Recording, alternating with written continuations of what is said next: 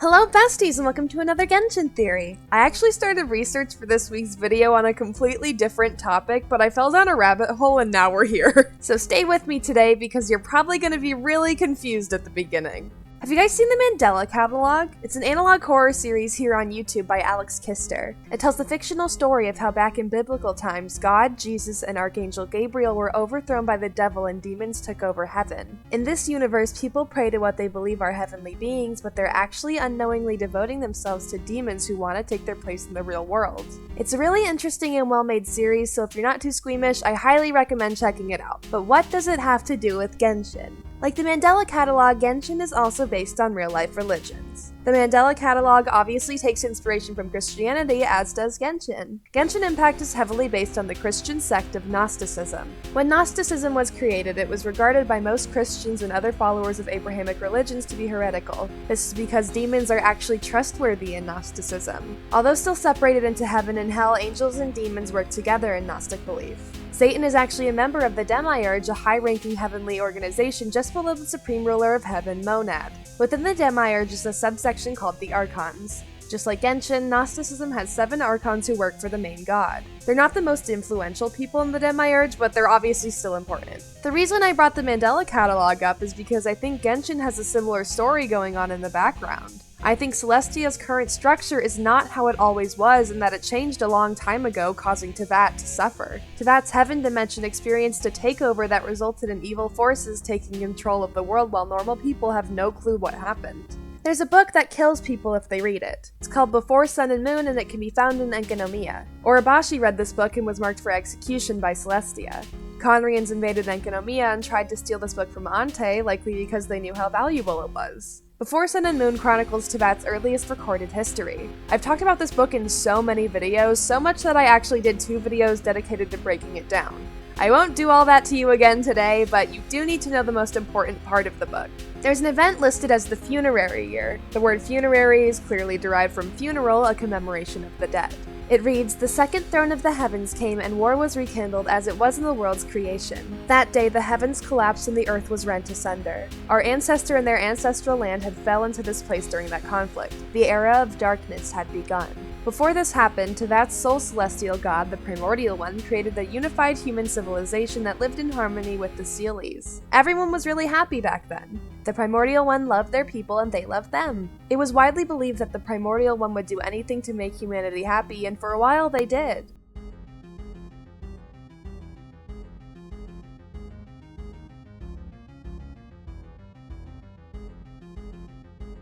That ended when the second who came entered Teyvat and waged war upon the Primordial One. It's unknown who won this war. During the war, Byakuyakuku sunk into the ocean and became what we now know as Enkanomiya. The first Enkanomians attempted to get back to the surface, but they were still trapped underground. They blamed this on the Primordial One, assuming that they had imprisoned them beneath the ground for some reason. This would imply that the Primordial One ended up winning that war, but it doesn't make sense for them to fight so valiantly to save their people, win, and then treat them horribly when that's exactly what they wanted to prevent. So, I think the second who came won the war and established Celestia in the era that followed. Leaving Enkanomians trapped underground was a strategic move and not just malevolent behavior. By refusing to release the Enkanomians, the second who came was able to maintain their image. Enkanomians would know that they are not the deity who cared for them so lovingly, but rather an unknown entity that killed and replaced their predecessor. The second who came left Enkanomians underground, knowing that someday their civilization would collapse and that they would all be dead. Humans can't survive underground without complications, especially ones that are used to the luxuries of living on the surface. It also just makes sense for an evil god to have replaced the nice god from Teyvat's early era. Since the war, Celestia has implemented the cosmic cycle, destroyed at least one innocent civilization, corrupted the lives of innocent Conrians during the Cataclysm, started the Archon War, and so many other bad things. The Primordial One was known for loving their people. This is not love. This would explain why Celestia is the way it is. Celestia is supposed to be a good place with good gods in it, but that's just not how it works. Time and time again, Celestia has shown themselves to be arrogant, tyrannical, and violent. Celestia lacks benevolence because an evil god is in charge of it. In the Mandela Catalog, Satan replaced God and it ruined the world, and in Genshin, the second who came replaced the Primordial One and that ruined the world. Just had to bring that up again in case anyone lost sight of why I'm comparing the two. It's just a reference to make it easier to understand. We know that the Archons are named after demons from the Lesser Key of Solomon. Those demons are not Archons in Gnosticism, meaning that something has gone wrong in Teyvat. The Archons and by extension all lower ranking gods are not supposed to be in Celestia. It would be much more fitting if the Archons were instead named after angels from the Shem HaMephorash, but those names haven't shown up in Genshin yet. I wouldn't be surprised if they did at some point, but as of now, our good guys are actually named after demons. Like I said earlier, demons aren't necessarily evil in Gnostic beliefs. However, that doesn't mean that demons are the Archons in Gnosticism. I think the Archons being named after demons means two things. The first is just a reference to real-life religion and culture because we see that all over Genshin. The second is that this is background storytelling. So, the second who came is a malevolent entity who replaced the generous and humane Primordial One in the heavens and established Celestia. The only people who were left to remember the Primordial One's kindness were left to die in Enkanomiya. Celestia kills anyone who reads Before Sun and Moon because reading it could lead them to the conclusion that the second who came claimed control of Teyvat unrightfully. But that doesn't mean that the Primordial One isn't still out there trying to fix everything. Before they died, the Primordial One split their consciousness into 4 parts of themselves, known as shades. These shades were separate beings from the Primordial One, but were born from them and partially shared the same mind. It's widely believed that Istaroth, the god of time, is one of these shades due to heavy implications in Before Sun and Moon. Istaroth has been mentioned in Enkanomiya and Mondstadt, both times being remembered as a helpful god who just wanted to see humanity succeed. This is the same attitude that the Primordial One had towards humans. Istaroth existed long after the Primordial One was defeated, so even though they're likely dead, their shades are probably still out there. Enkanomiyans called the Primordial One Phanes. This is the name of the Greek god of creation. Phanes in both Genshin and Greek mythology is described as androgynous, winged, born from an egg, and wearing a crown. These are interesting qualities since we've actually already seen a character like this. Paimon is canonically genderless, flies around everywhere, wears a crown, and was born from an egg.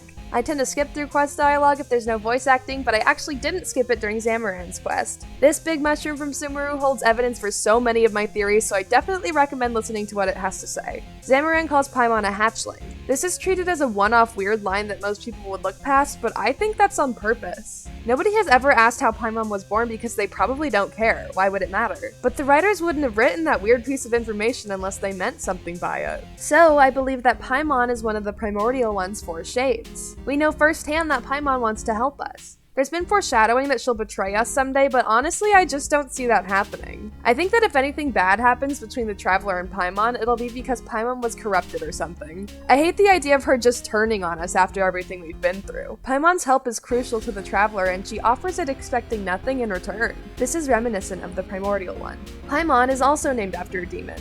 The demon Paimon bears some similarities to our Paimon. The demon is always noted to be very loyal to Lucifer. In Gnosticism, Lucifer is not an evil spirit at all. He's actually an angel and a member of the Demiurge. The name Lucifer means bringer of light. This would imply that Genshin's equivalent of Lucifer isn't a bad guy. If we're to assume that Paimon is a shade of the Primordial One, then maybe the Primordial One is Lucifer. We already have the name Phanes for them, but that isn't confirmed to be their name. Enkanomians said that their name may have been Phanes, not that it is Phanes. Either way, deities in Genshin and real life go by many names, so who's to say that the Primordial One isn't Phanes and Lucifer? With the second who came in control of Teyvat and the Primordial One dead, Teyvat may feel doomed. But the 4 shades of the Primordial One are still out there, one of which is likely with us at all times. I think it would be interesting to see the shades try to take back Celestia at some point. Part of me says it wouldn't be part of the main plot because your average Genshin player doesn't even know who the Primordial One is, but another part of me knows that it would have to be because it involves Celestia. Either way, I think it would be cool to see the shades in the second who came become more important in modern Teyvat. Their history shaped the whole world, so it's only natural for them to come up again. Did you guys see the Dendro video that Hoyoverse posted? I'm really into the idea of Dendro working as a tool rather than just a combat element. The wait for Dendro was painfully long, but definitely worth it in the end. And as 2.8 approaches, let me know who you're pulling for. I'm skipping all of the banners except for maybe Yoimiya's weapon because I want to have Primogem saved for Kusanali. I'm not super excited about her leaked design, but I think her story is really interesting and I've already grown so attached to her, so I have to have her. Thank you so much for liking, commenting, and subscribing, and I'll see you next time. Bye, besties!